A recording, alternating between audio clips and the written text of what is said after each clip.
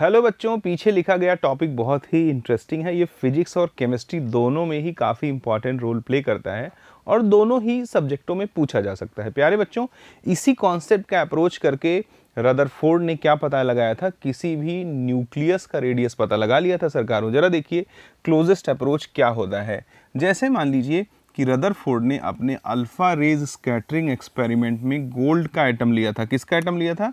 Gold का। और हम जानते हैं कि गोल्ड का जो एटॉमिक नंबर है प्यारे सरकारों, वो गोल्ड का जो एटॉमिक नंबर होता है वो 79 होता है। ठीक है, यानी इसके न्यूक्लियस में 79 प्रोटॉन मौजूद हैं।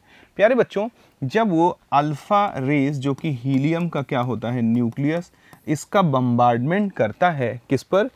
गोल्ड के फॉयल पर, जहाँ पर वो इतने पतले रूप में कन्वर्टेड है कि वो अपने एटॉमिक फॉर्म को ऑलमोस्ट अचीव कर चुका है। तो जैसे ही अल्फा पार्टिकल एटम के फाइनल रेंज से अंदर की तरफ घुसेगा, यानी कि एटॉमिक रेडियस के अंदर आ जाएगा, तो ज़रा देखिए, अगर मैं मानूं कि ये यहाँ से यहाँ तक कि ये दूरी क्या हो जाएगी? न्यूक्लियस का रेडियस हो जाएगा। इसको मैं चलो r मान देता हूँ, Rn मान देता हूँ। प्यारे बच्चों, जैसे ही अल्फा पार्टिकल एटम के अंदर एंट्री करेगा तो अल्फा पार्टिकल पर खुद पे कैसा चार्ज है? पॉजिटिव। और न्यूक्लियस में भी 79 प्रोटॉनों का कैसा चार्ज है? पॉजिटिव। तो जैसे ही अल्फा पार्टिकल अंदर आएगा तो ये प्रोटॉन उसको क्या करेंगे? रिपेल करेंगे। रिपेल करेंगे तो इसकी स्पीड अचानक से स्लो होने लगेगी। धीरे धीरे पूरा काइनेटिक एनर्जी का कन्वर्जन किस में होने लगेगा? पोटेंशियल एनर्जी में होने लगेगा। माना कि ये पॉइंट P है जो बिल्कुल न्यूक्लियस के बाउंड्री पर मौजूद है, और इस पॉइंट P पर आकर के ये अल्फा पार्टिकल रुक जाता है। तो इस पॉइंट P पर हम क्या कह सकते हैं प्यारे बच्चों? हम कह सकते हैं कि एट पॉइंट P, हम कह सकते हैं at point P kinetic energy किसके बराबर हो जाता है? पोटेंशियल एनर्जी के। अब किसी m मास का जो पार्टिकल है जो v वेलोसिटी से चल रहा है, उसकी काइनेटिक एनर्जी कितनी हो जाएगी? Half mv²। और पोटेंशियल एनर्जी क्या होगी? अगर कोई दो चार्ज यहाँ के रुक गया, वो अगर कोई दो चार्ज Q1 और Q2 एक दूसरे से r डिस्टेंस पे सेपरेटेड हो तो उनके पोटेंशियल एनर्जी का फार्मूला होता है 1/4 pi epsilon not Q1 Q2 upon r। तो प्यारे बच्चों, पोटेंशियल एनर्जी कितना हो जाएगा? 1/4 pi epsilon not into Q1। इस पर कितना चार्ज है? दो प्रोटॉन के बराबर चार्ज है। यहाँ पे मैंने लिख दिया 2 into E. E is the magnitude of charge associated with the proton which is equals to 1.67 into 10 raise to the power -19 coulomb. And the second one is, इस पर कितना चार्ज है? 79 प्रोटॉन के बराबर, यानी 79 इंटू ई, और अपॉन डिस्टेंस कितना है? Rn। ये डिस्टेंस ही क्या है? इस न्यूक्लियस का रेडियस है। प्यारे बच्चों, अगर हम मास की बात करें तो अल्फा पार्टिकल पर चार प्रोटॉन और न्यूट्रॉन मिलाकर के टोटल सम कितना होता है? 4। तो अगर 4 प्रोटॉन और न्यूट्रॉन हैं तो 4 इंटू मास ऑफ 1 प्रोटॉन और 1 neutron 1.67 into 10 raise to the power -24 gram अगर आप कंसीडर करते हैं, या किलो SI यूनिट लेंगे तो किलोग्राम में कन्वर्ट करना पड़ेगा, और किलोग्राम में कन्वर्ट करेंगे तो क्या हो जाएगा? -27। तो प्यारे सरकारों, यहाँ पर मैं लिख देता हूँ -27 किलोग्राम। वेलोसिटी कितनी है? वेलोसिटी उसको हम ऑलमोस्ट लाइट का स्पीड मान लेते हैं, 3 into 10 raise to the power 8 metre per second. 1/4 pi epsilon naught की वैल्यू कितनी होती है? 9 into 10 raise to the power 9। यहाँ कितना हो जाएगा? दोनों 18, 2 से 14, 1 15, 158 ई का स्क्वायर अपॉन Rn। इस पूरे क्वेश्चन से जब आप Rn की वैल्यू निकालोगे तो वो ऐसे आएगा x something into 10 raise to the power -15 metre. यानी कि जो रेडियस ऑफ न्यूक्लियस होता है उसके साथ मल्टीपल तो बदल सकता है, x की वैल्यू कुछ भी हो सकती है, 1 2 3 4 या आसपास की वैल्यू, बट उसका जो ऑर्डर होगा वो हमेशा 10 raise to the power -15 order की वैल्यू होती है। जैसे कहीं आ गया मान लो 1.1 इंटू 10 की पावर -15, कहीं आ गया 1.09 into 10 raise to the power -15, कहीं आ गया 3 या 0.3 into 10 raise to the power -15।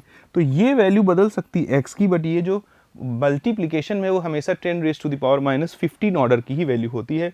तो प्यारे बच्चों, इसी मेथडोलॉजी का इस्तेमाल करके जो न्यूक्लियस का रेडियस है उसे प्रेडिक्ट किया था किसने? उसको प्रेडिक्ट किया था हमारे ये जो है अल्फा रेज स्कैटरिंग एक्सपेरिमेंट के थ्रू रदरफोर्ड ने। प्यारे सरकार, इस पर जरा देखो एक क्वेश्चन आता है, इस तरह से आ जाएगा, केमिस्ट्री का क्वेश्चन है ये। अब जरा देखो, इसे हैंडल करना आना चाहिए आपको। देखिए हमसे कहता है, क्या कहता है कि in Rutherford's alpha rays scattering experiment, ठीक है, एक अल्फा रेज है जिसे प्रोजेक्ट किया जाता है, हैविंग काइनेटिक एनर्जी, इसकी काइनेटिक एनर्जी कितनी है, 4 million electron volt, minimum distance up to which this alpha particle can reach to the nucleus of copper, copper nucleus, ठीक है। कहता है कि एक कॉपर एटम है, ठीक है, कॉपर एटम है, तो कॉपर का अगर हम एटॉमिक नंबर देखें तो प्यारे बच्चों कितना होता है, 29, यानी कॉपर के न्यूक्लियस में कितने प्रोटॉन मौजूद हैं, इट इज़ 29। इस पर किसका बम्बार्डमेंट किया जा रहा है, अल्फा पार्टिकल का। अल्फा पार्टिकल मतलब हीलियम के न्यूक्लियस का। इसकी काइनेटिक एनर्जी कितनी दी हुई है, it is 4 million electron volt, ठीक है। कह रहा है कि बताओ ये इस न्यूक्लियस के कितने पास तक जा सकता है। माना कि ये इस पॉइंट P तक आ सकता है, यानी कि यहाँ से यहाँ तक की दूरी मुझे पता लगानी है। माना कि ये पॉइंट P तक आ सकता है, तो अगर इस पॉइंट P तक आ सकता है, अब ये मेरी मर्जी है ना, अगर मुझे इसका रेडियस निकालना होगा तो मैं मानूंगा यहाँ तक आ सकता है। और अगर पूछ रहा कितने पास तक आ सकता है, चलो हम x मान देते हैं, देखते हैं वो कितना पास है। तो प्यारे बच्चों, अगर हमें x कैलकुलेट करना है तो हम शुरू करते हैं पूरा खेल। ऐसे बोलेंगे कि एट पॉइंट P, अगर हम पॉइंट P की बात करें तो जरा देखिए पॉइंट P पर क्या हो जाएगा, टोटल काइनेटिक एनर्जी बराबर किसकी हो जाएगी, पोटेंशियल की, क्योंकि हीलियम पर कैसा चार्ज है, पॉजिटिव। जैसे ही रेडियस के अंदर घुसेगा तुरंत न्यूक्लियस का रिपल्शन उस पर वर्क करना शुरू कर देगा, और जब रिपल्शन लगाएगा तो इसकी काइनेटिक एनर्जी धीरे धीरे कम होती रहेगी, और जैसे जैसे कम होती जाएगी हम कह सकते हैं कि kinetic energy is continuously converted into the potential energy, और इस पॉइंट पर पूरी काइनेटिक एनर्जी किस में बदल जाएगी, पोटेंशियल में। तो काइनेटिक एनर्जी की वैल्यू दी हुई है 4 million electron volt, potential energy हो जाएगा 1/4 pi epsilon not into Q1।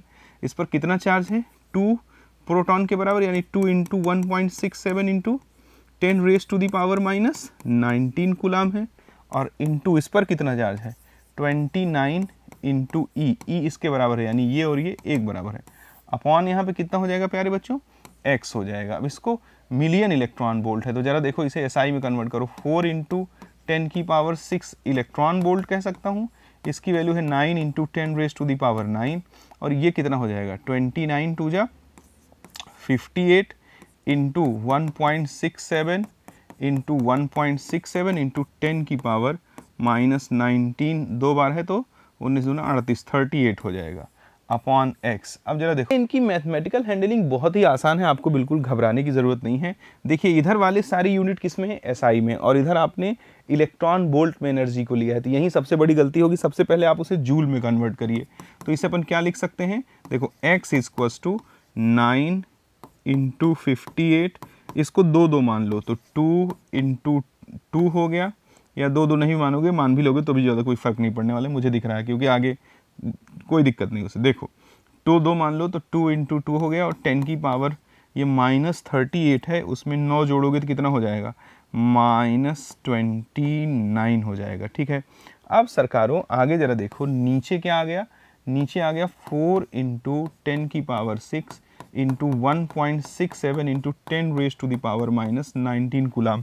जब भी आप electron volt, sorry joule, electron volt को जूल में कन्वर्ट करेंगे तो 1 इलेक्ट्रॉन वोल्ट जो होता है 1.67 into 10 raise to the power minus 19 joule के बराबर होता है। तो प्यारे बच्चों आगे जरा देखो, 2 2 जा 4, 4 से इसको कट कर दो और इसको 2 मान दो तो कितना आ जाएगा 4.5 के आसपास। और जरा देखो ये 10 की पावर 6 है, ये 10 की पावर माइनस 19 है। तो अब आगे जरा देखो 4.5 मल्टीप्लाइड बाई 58 इंटू 10 की पावर माइनस 29, और ये -13 हो जाएगा, इसमें जोड़ दो -13, तो ये कितना हो जाएगा, इसे 60 मान दो। 4.5 इंटू 60 इंटू 10 की पावर माइनस 29 में 13 जोड़ोगे तो 9 और 3, 9 में 3 जोड़ोगे तो कितना हो जाएगा, ये 6, और ये आपका -16। इसको सॉल्व करोगे 0 6 पंचे 30, 6 चौक 24, और 24 और 3 कितना हो जाएगा 27। ये एक डिजिट पे डेसिमल मार दिया और इंटू 10 की पावर -16 लिख दिया। आगे सॉल्व किया तो 2.7 इंटू 10 की पावर -14 मीटर। अब इसके क्लोजेस्ट वैल्यू को देख लो, ऑप्शन में दिया होगा कहीं ना कहीं। सरकारों जरा देखो, हमारा आया 2.7 इंटू 10 की पावर -14, और इसका कितना है 2 पॉइंट समथिंग समथिंग इंटू 10 की पावर -14। तो ये पहला वाला आंसर करेक्ट हो गया, बात खत्म।